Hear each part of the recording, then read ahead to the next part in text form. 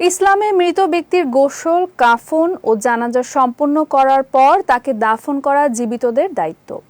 স্বাভাবিকভাবে মানুষ মারা গেলে তাকে মাটিতে দাফন করা হয় এবং কিছুদিনের মধ্যে তার দেহ মাটিতে নিশ্চিহ্ন হয়ে যায়। পবিত্র কোরআনেও বিষয়টি পরিষ্কারভাবে বলা হয়েছে। তবে আল্লাহর কিছু বিশেষ বান্দার মরদেহ মাটিতে পচে না। আল্লাহর কুদরতে তাদের দেহ থাকে অক্ষত। বিস্তারিত শেখ তাসফিয়া করিমের ডেস্ক রিপোর্টে। মানুষের জীবনের শুরু এবং শেষ দুটি মাটির সঙ্গে জড়িত।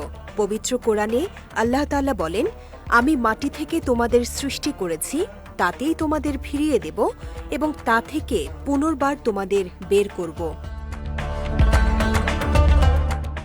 পবিত্র কোরআনে আরও বলা হয়েছে, তোমরা কি বিশ্বাস করো যখন তোমরা মাটিতে ও অস্থিতে পরিণত হবে তখন তোমাদেরকে আবার জীবিত করা হবে? তবে আল্লাহর কিছু বিশেষ বান্দার মরদেহ মাটি খায় না। তাদের দেহ অক্ষত থাকে আল্লাহর কুদরতে।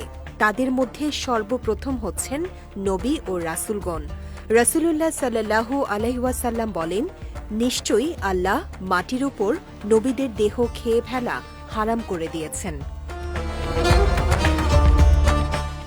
এটি নবীদের একটি বিশেষ মুজিজা। এর পাশাপাশি শহীদদের দেহ অক্ষত থাকার বহু ঐতিহাসিক প্রমাণও রয়েছে।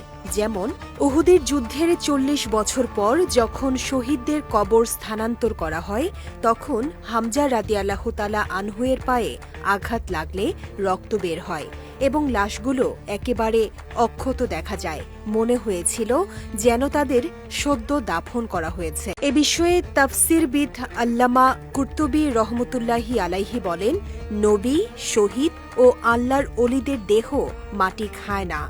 অনেকেই বলেন, যারা কোরআনের হক আদায় করে, নিয়মিত নামাজ পড়ে, অধিক জিকির করে কিংবা ইসলামের জন্য আত্মত্যাগ করে, তাদের দেহ আল্লাহ সংরক্ষণ করেন।